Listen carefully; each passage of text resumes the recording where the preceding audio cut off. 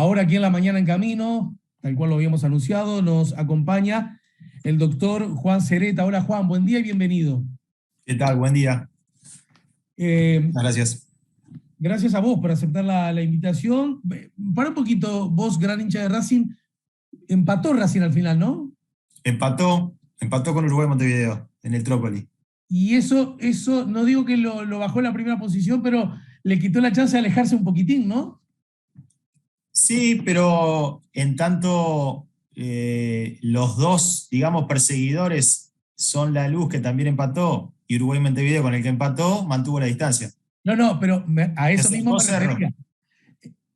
En la medida que había empatado la luz y que ustedes se enfrentaban al que le seguía de atrás, haber Sí, ganado les hubiera dado un poquito más de aire, ¿no? totalmente, sí, hubiera sido, porque viste que la B, como hay dos ascensos directos, tenés que, digo, para los que soñamos con el ascenso, siempre miramos la distancia con el tercero, que es porque salí campeón o salí segundo, en tanto ascendés directamente, es casi lo mismo. Y claro, hubiera significado sacar 15 puntos cuando restaban 27. Hubiera sido una diferencia importante. Pero bueno, Bien. así es el fútbol y así es la B. Bueno, Pareja. pero vienen bien, vienen bien. Sí, sí, sí, sí. O sea, venimos 6 puntos arriba de La Luz y 12 arriba de Uruguay Montevideo. Ah, es decir, son los, porque además, para que pierdan el segundo puesto, siguiendo esa lógica, tendrían que perder demasiados puntos y además lo que digo siempre en el fútbol, no solo perder los unos, ganarlos los otros, ¿no? Bueno, yo creo que ese es el punto, porque perder los puntos podés perder. Yo creo que a veces el que no conoce la B piensa que puede ocurrir como sucede a veces con Peñarol y Nacional en la A, que es muy difícil descontarle esa cantidad de puntos a Peñarol o Nacional, o al equipo, como en este caso, por ejemplo, Liverpool, que viene bien en primera. En la B, el primero le pierde con el último y el último, o sea, no es tan sencillo mantener distancias, pero coincido contigo que lo más difícil es que los otros también sumen tantos puntos, ¿no? Organizaciones sociales piden a la justicia nulidad de proceso de elección de candidatos a la Institución Nacional de Derechos Humanos. Esto a propósito de una conferencia de prensa que se brindó en la puerta, literalmente, en la puerta del Poder Legislativo, conferencia de prensa en la que vos participaste. Pero yo apelo a tu condición de docente antes de abordar específicamente este dato para que de alguna manera nos cuentes, repito, en tu condición de docente, primero, ¿cómo es que se elige la nueva comisión directiva de la Institución Nacional de Derechos Humanos? Y qué es lo que, ahora sí, qué es lo que ustedes ponen en tela de juicio, literalmente? Bueno, los 5 miembros del Consejo Directivo los vota la Asamblea General. En el primer llamado tienen que tener 2/3 de los votos y en el segundo llamado por mayoría absoluta. Es decir, el órgano que elige a los miembros es la Asamblea General. La cuestión acá no es tanto quién lo elige, que eso está claro que es una potestad de la Asamblea General, sino sobre qué lista, digamos, o sobre qué candidatos formula esa elección. Porque a la Asamblea General ya llega una lista de candidatos previamente seleccionados por una comisión especial bicameral, que todo esto está establecido en la ley 18.446, que es la que crea la Institución Nacional de Derechos Humanos. Y nosotros, o mejor dicho, las organizaciones sociales, tienen reparos sobre ese proceso que la comisión especial llevó adelante para terminar elevando la lista que elevó a la Asamblea General. ¿Por ¿Cuáles qué? son? Ahí va. ¿Cuáles son los reparos? Bueno, el primer reparo es que en nuestra interpretación el artículo 39 de la ley establece que quienes pueden proponer candidatos para integrar el consejo directivo de la institución son las organizaciones sociales. Y que la comisión especial recibe esas propuestas de candidatos de las organizaciones sociales y formula una lista controlando que cumplan con los requisitos que están establecidos en el artículo 45 de la misma ley, para luego de haber hecho ese control, elevarlo a la Asamblea General. Las organizaciones sociales cuestionan, primero, que en la lista que se elevó a la Asamblea General hay candidatos que no fueron propuestos por organizaciones sociales, que fueron propuestos directamente por parlamentarios. Esa es una primera objeción. Y una segunda objeción tiene que ver con que no se ha realizado, a nuestro juicio, el debido control del cumplimiento de los requisitos del artículo 45. Esto son varias cosas, entre otras, notoria versación en materia de derechos humanos y experiencia. Entendemos que hay algunos candidatos que no reúnen esas condiciones, pueden ser excelentes personas, pero no reúnen las condiciones requeridas para el cargo. Y por otro lado, también establece un requisito objetivo, digamos, de no haber desempeñado cargos de naturaleza política o de particular confianza en los últimos 2 años. Y hay algunos candidatos que no cumplen tampoco con ese requisito. Hay otros requisitos que, bueno, que refieren a la idoneidad moral y a otras cuestiones que en algún caso habrá que estudiarlas más detenidamente. Pero en términos generales, cuestionamos que se hayan propuesto candidatos desde el sistema político partidario, cuando justamente el secreto de este tipo de instituciones es su independencia del sistema político partidario y su autonomía del sistema político partidario. Entonces, si el propio sistema va a ser el que los proponga, y además después el que los elige, perdemos el gran crédito que tiene en cuanto a la calidad democrática este tipo de instituciones como son los son. Esas son a grandes rasgos las dos grandes objeciones que hacemos. Porque acá hay alguna cosa que cuando yo he escuchado este tipo de comentarios como el que haces vos y en nombre de las organizaciones sociales, a propósito, ¿cuál es el vínculo tuyo y las organizaciones sociales? Simplemente un vínculo como abogado, tengo contacto y amistad con algunos integrantes de algunas de las organizaciones. Me hicieron una consulta a ver qué opinión tenía y bueno, les di mi opinión y luego me ofrecí a patrocinarlos en el caso que aceptaran llevar adelante esta acción de nulidad. Bien, ahora vamos a hablar de la acción específicamente en qué consiste y ante quién y con qué posibles resultados y en cuánto tiempo.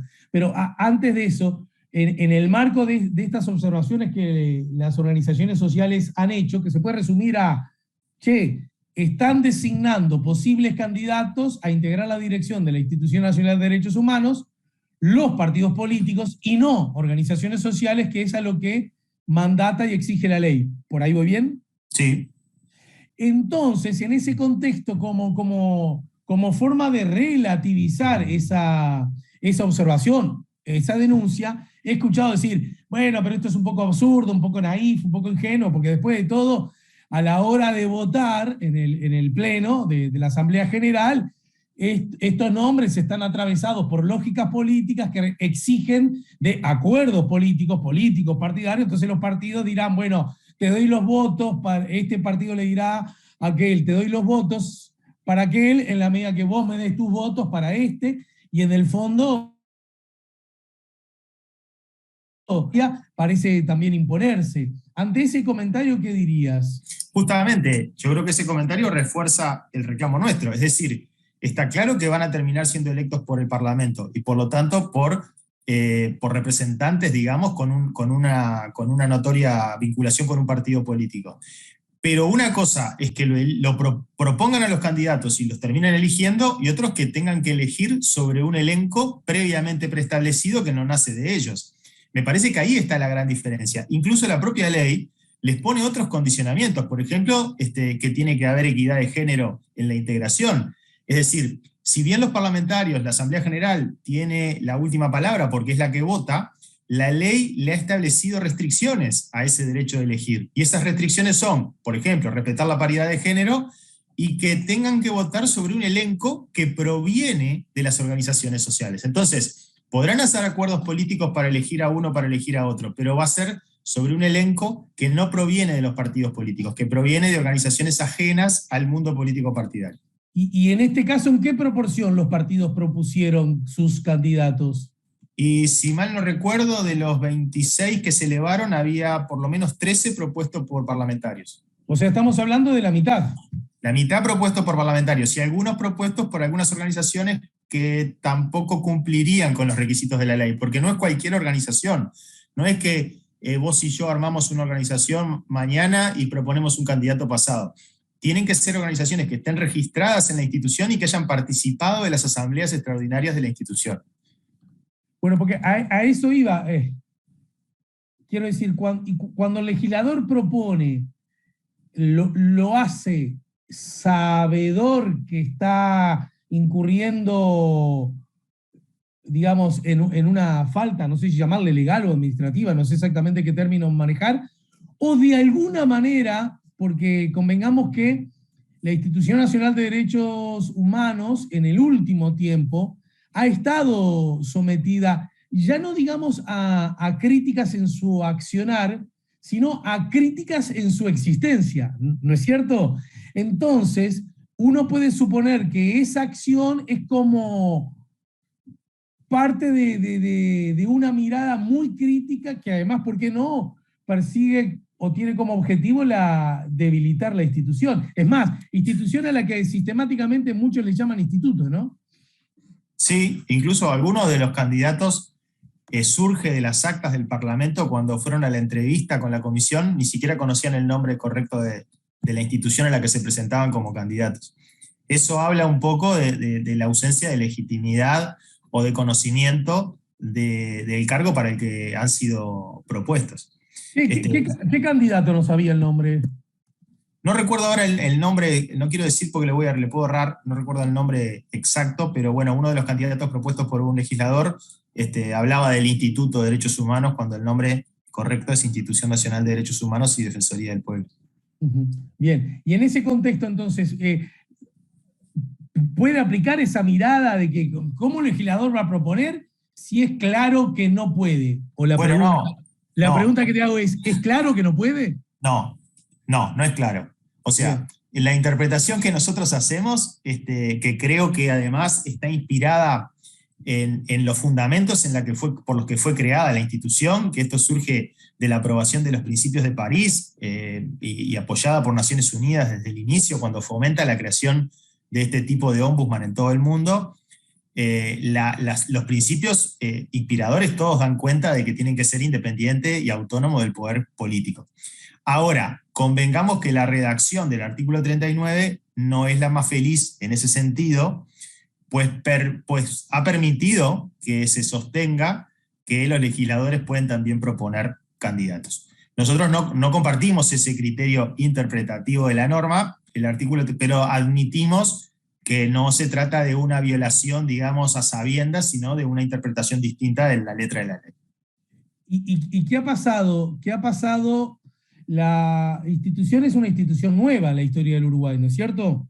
Sí, tiene 10 años. Ha renovado sus autoridades solo una vez, esta sería la segunda. Sí. ¿Y qué ocurrió la vez anterior? Bueno, la vez anterior, según lo que hemos averiguado, también hubo un candidato que fue propuesto por un legislador. Eso también se ha dicho como un reproche. Nosotros entendemos que si hubo algo que se hizo mal, no habría que repetir lo que se hizo mal. Pero bueno, pero es cierto que en la vez anterior también hubo un candidato propuesto por un legislador. ¿Y hay alguna explicación que justifique por qué en aquella oportunidad las organizaciones sociales no observaron ese método de elección? Las organizaciones sociales observaron también en aquella oportunidad lo mismo. O sea que si hay alguien que ha sido coherente, han sido las organizaciones sociales. O sea que no aplicaría el argumento de que se hicieron los chanchos ringos antes y ahora están atentos. No, ahí pueden caber reproches entre los distintos partidos políticos, pero no a las organizaciones sociales. Esta mirada de las organizaciones sociales ¿encuentra algún eco en los partidos? Quiero decir, ¿todos los partidos reaccionan por igual? Déjame a mí proponer, vos no te metas, ¿o hay miradas distintas? Creo que hay miradas distintas, hay distintos matices. El Frente Amplio ha cuestionado la ausencia de control, o por lo menos los legisladores que integraron la comisión especial han cuestionado el no haber hecho los controles pertinentes, o sea que ahí compartimos una crítica con algunos legisladores del Frente Amplio. Respecto a la posibilidad de que los legisladores propongan, creo que incluso el Frente Amplio en eso está dividido y hay quienes entienden que deben proponerlo sobre las organizaciones sociales y quienes entienden que pueden proponerlo a los parlamentarios. ¿Cuáles son los pasos que van a dar estas organizaciones y en qué consiste precisamente la acción legal de nulidad que ustedes encabezan? Bueno, el propio artículo 40 de la ley establece que las resoluciones de la Comisión Especial, cuando hace esta lista que luego eleva a la Asamblea General, que esa resolución dice no admite recurso alguno, lo que nos impide presentar recursos administrativos, como ayer algún legislador ha dicho que deberíamos presentar recursos administrativos. Bueno, esos recursos administrativos están prohibidos por el artículo 40 de la propia ley 18.446. Lo que no puede prohibir la ley es la posibilidad de efectuar un control de legalidad de este acto administrativo ante el Tribunal de lo Contencioso Administrativo, porque eso está previsto en la Constitución, en el 309 de la Constitución. Y digamos, permitir que no se acceda a este control de legalidad, debería haber una norma de carácter constitucional que exceptuara el control que hace el TCA. Por eso nosotros entendemos que la acción de nulidad sigue vigente y lo vamos a presentar directamente en el Tribunal de Contencioso Administrativo. Es toda una cuestión novedosa porque nunca se ha planteado esto así que veremos qué opinión tiene el TCA, si coincide con la interpretación que nosotros hacemos. Y en cuanto al tiempo, es un proceso largo, no es un proceso que se resuelva rápidamente, si bien se puede pedir la suspensión provisional del acto administrativo, y la vamos a pedir, no es muy habitual que el Tribunal de lo Contencioso Administrativo suspenda los actos administrativos, y lo esperable es que, ojalá que no, pero lo esperable es que insuma un tiempo considerable en poder resolverlo. Entonces, en este contexto, todo indica que el 11 de agosto, para cuando está citada la Asamblea General, se elijan los nuevos integrantes de la institución, de todos modos. Sí, por esa razón nosotros las organizaciones sociales querían ayer anunciar este recurso, o esta acción, mejor dicho, antes de que la Asamblea votara, para que la Asamblea votara en conocimiento de que hay candidatos que están siendo dubitados, por lo menos por las organizaciones sociales. Después es una cuestión de responsabilidad de los parlamentarios, de los integrantes de la Asamblea General, votar o elegir a quien les parezca mejor, pero lo están haciendo a sabiendas de que hay un elenco que está siendo puesto en duda su legitimidad por parte de las organizaciones sociales.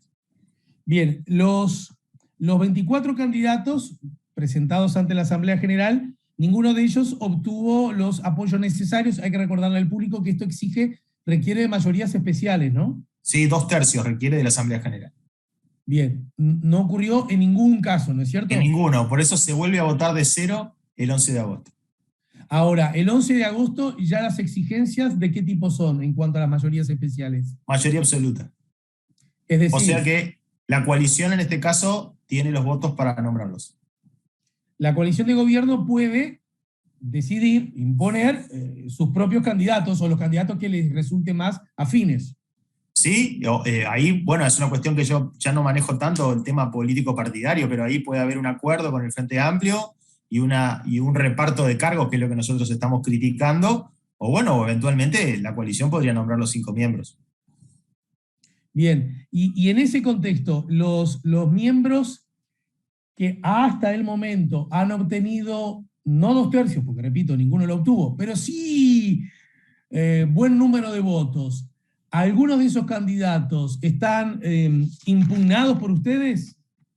Sí, algunos sí. ¿Cuáles son, Juan?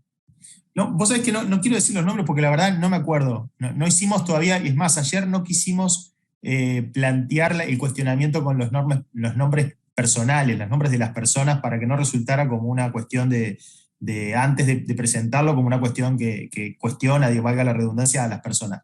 Pero en el escrito que estamos elaborando hay un análisis de cada uno, del currículum de cada uno, y un cuestionamiento a cada uno de los que merece. Pero prefiero no dar nombres personales ahora. No es por ocultarlo, porque ni bien tengamos el escrito pronto, se van a conocer los nombres que están impugnados. No, y porque va a resultar inevitable en el marco del escrito, ¿no? Totalmente. Lo que pasa es que requiere un análisis bastante responsable, digamos, de lo que se está cuestionando. Claro. A mí me imagino que en el marco de una estrategia, siempre que una acción se lleva adelante, se sigue una estrategia, debe haber, bueno, creo que lo sugerías recién, desde ninguna perspectiva generar la idea de que se está contra tal o cual por sí mismo, que de pronto tiene miradas igual unos críticas para tal o cual nombre, sino primero y principal por el procedimiento. Sí, por el procedimiento y vuelvo a decir, en algunos casos porque entendemos que no reúnen los requisitos técnicos. Este es un órgano integrado por expertos en derechos humanos, porque no podemos olvidar que las resoluciones que emite la Institución Nacional de Derechos Humanos no son obligatorias. Nada de lo que diga y lo que haga se le puede obligar a nadie a cumplirlo. Entonces, ¿en dónde radica el valor de las resoluciones de una institución que no puede obligar a cumplir sus resoluciones? Bueno, radica en la fuerza moral de sus resoluciones. Y la fuerza moral de las resoluciones viene de la dimensión moral o del estatus moral que tengan quienes dictan las resoluciones. Si nosotros no integramos a la Institución Nacional de Derechos Humanos con personas, como dice la ley, de una moralidad intachable, de una vasta experiencia y conocimiento en materia de derechos humanos, las resoluciones que obtengamos no van a tener valor. O sea, su valor va a ser directamente proporcional al reconocimiento y a la experticia de los integrantes de la comisión directiva. Por eso es que es tan importante. Por eso es que esto no se puede analizar como si estuviéramos discutiendo la integración del directorio de ANCAP, donde está bárbaro que los partidos políticos negocien si va a haber un integrante del directorio de la oposición para que controle al gobierno, todas negociaciones que son absolutamente válidas y saludables. Acá no se trata de cargos políticos porque esta institución va a controlar a los políticos. Entonces, no podemos integrarla con reparto de cargos políticos. Eso es vaciar de contenido a cualquier ombudsman. En este sentido, no es una interpretación de las organizaciones sociales. Esta es la interpretación que a nivel internacional todos los expertos que han estudiado estas figuras coinciden absolutamente. Es más, hay una categorización o calificación de los ombudsman en el mundo y la Institución Nacional de Derechos Humanos, cuando se creó, no llegó a obtener la mejor calificación. Sin embargo, en el segundo periodo logró la calificación A, que es la mayor calificación que se puede obtener.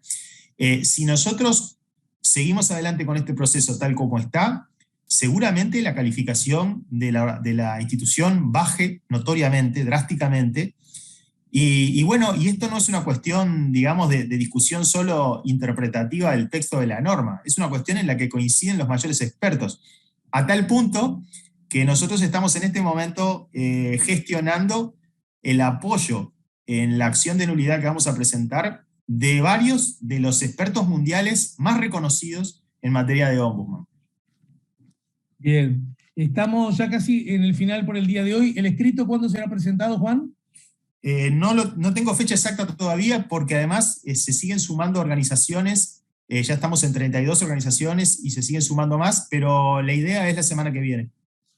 Yo quiero agregarle, no a vos que seguramente ya lo sabés, pero sí al público, que el diputado Colman, diputado del gobierno, defendió el procedimiento llevado adelante en el ámbito y afirmó que la proporción de candidatos se realizó conforme al artículo 39 de la ley 18.446, es la ley de la que estamos hablando, ¿no es cierto? Sí, sí.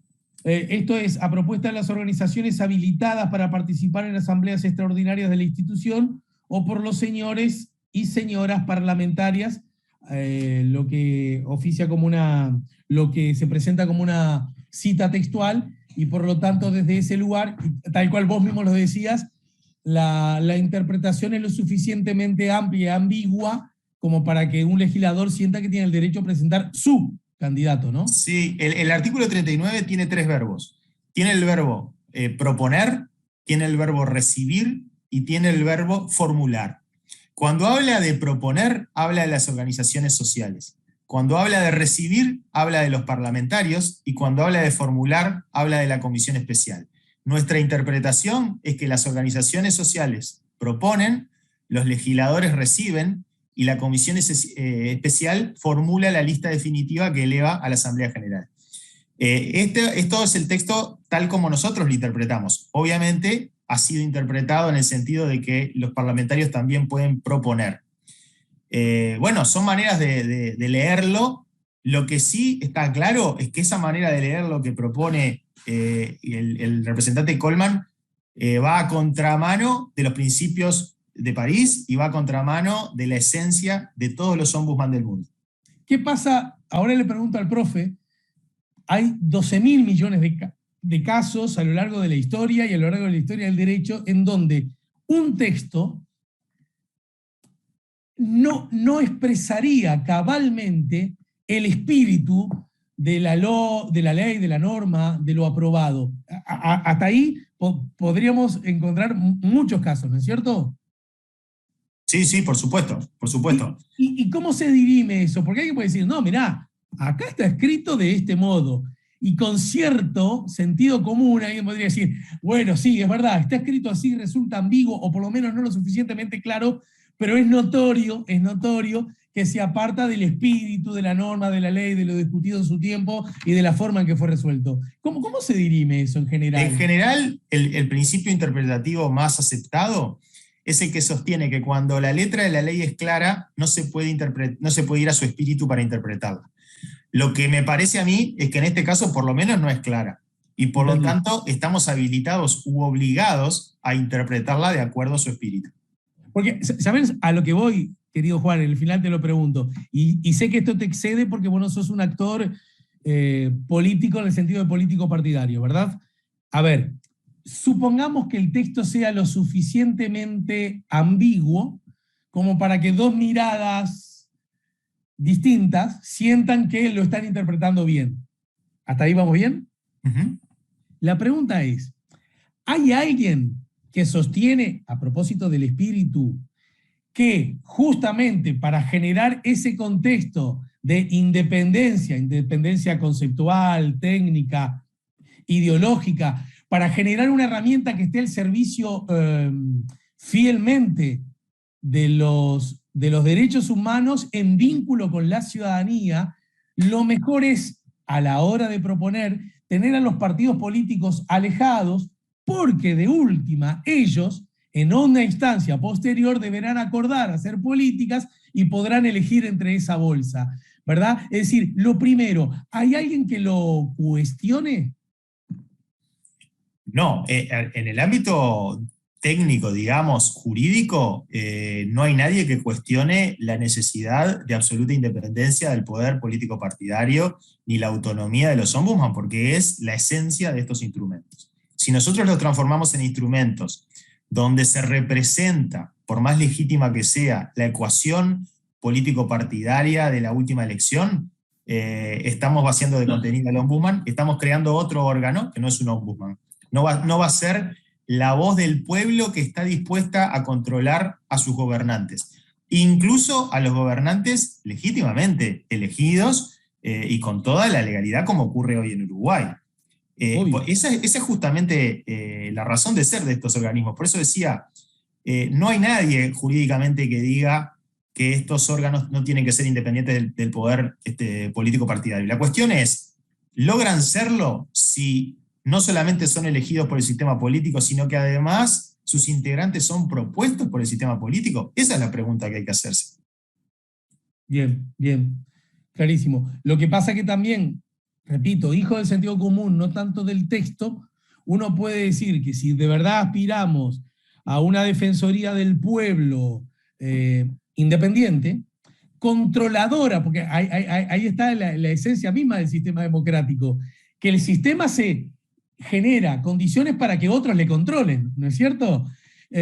Si nosotros permitimos que los que deben actuar con independencia sean elegidos, sean propuestos por los que te eligen, convengamos que potencialmente la independencia potencialmente se puede ver resentida. Tal cual. Ese es el concepto que nosotros estamos planteando. Y para que no se sienta como una amenaza a los representantes legítimamente elegidos por el pueblo, es que las resoluciones de la institución no son obligatorias. Claro. Bueno, sí, claro. Es decir, que lo que la Institución Nacional de Derechos Humanos dice no es vinculante. Claro, porque justamente nosotros sostenemos, para que el poder político pueda ser controlado por alguien, ese alguien no puede provenir del poder político. Y el poder político podría decir, bueno, pero nosotros fuimos legítimamente elegidos por el pueblo, por lo tanto, ¿quién tiene derecho a controlarnos? Bueno, es que no es que tenga derecho a controlarlos, porque lo que resuelva la comisión, la institución, no te va a obligar, simplemente va a tener el valor moral de quienes la integran. Bien, bien, bien, bien, perfecto, perfectísimo. Bueno, mira, te despido, pero antes déjame contarte que algunos mensajes han llegado a través del chat en nuestro canal YouTube, La Mañana en Camino. Dice, por ejemplo, que por acá dice... Se me fueron todos, se me fueron. O me dice, los veteranos de mi época tomaban grapa, caña y vino y era un flagelo para la familia y como era una droga legal, bueno, nadie lo veía mal. Bueno, creo que esto era vinculado a un tema anterior. Alejandro Fernández dice, un crack, Juan Cereta. Miguel dice, buenos días a todos los mañaneros caminantes. Omar dice, el problema no son por sí solos los nombres, lo grave es que hay políticos que quieren vaciar de contenido o hacer desaparecer los derechos humanos, y aún es más grave que sean los demócratas que hacen eso. Magela dice, gracias Juan por tu dedicación y tiempo. Tabaré dice, Tabaré dice, demostrado que desde que subió la barra y el cuartel al gobierno se ha tratado de destruir lo hecho a favor de las luchas sociales. Algunos de los mensajes, repito, que nos ayudan a poner la mañana en camino. ¿Vos creés que esto se inscribe dentro de una mirada específicamente muy crítica? Bueno, en el final, muy cortito, el diputado Luz presentará acción para que se declare inconstitucional la institución de derechos humanos. Recordemos, diputado Luz, de Cabildo Abierto, ¿vos crees que de alguna manera la elección de las autoridades está atravesada por esa lógica tan crítica para con la acción de la institución o incluso su propia existencia? Yo lo que creo es que en la actualidad hay representantes en el Parlamento y hay partidos políticos con representación parlamentaria que siguen atados a una concepción del Estado, a mi juicio, superada, y que hoy están francamente en contra de cualquier control del cumplimiento de los derechos humanos, ya sea por instituciones como esta, como el Ombudsman Nacional, o como, lo han dicho también, como por parte de comités internacionales de derechos humanos. En este caso no descubro nada si digo que Cabildo Abierto ha sostenido en reiteradas oportunidades, o sus representantes en reiteradas oportunidades, que no comparten ni la necesidad de contar con un ombudsman, como es la institución, y así como también han negado o han desconocido las potestades de los órganos emergentes de Naciones Unidas, como son los comités de derechos humanos, el Comité contra la Tortura, el Comité de Derechos Económicos, Sociales y Culturales, y una serie de comités en el ámbito internacional que Uruguay se ha comprometido por integrar esas convenciones a respetar. Eso no ocurría con anterioridad. A la prueba está que esta institución, esta ley 18.446, se sancionó por unanimidad en el Parlamento uruguayo. Estoy seguro que si hubiera que crearla hoy, no habría unanimidad. Juan Sereta, gracias por el tiempo, nos reencontramos más temprano que tarde, ¿sí? A la orden, un abrazo.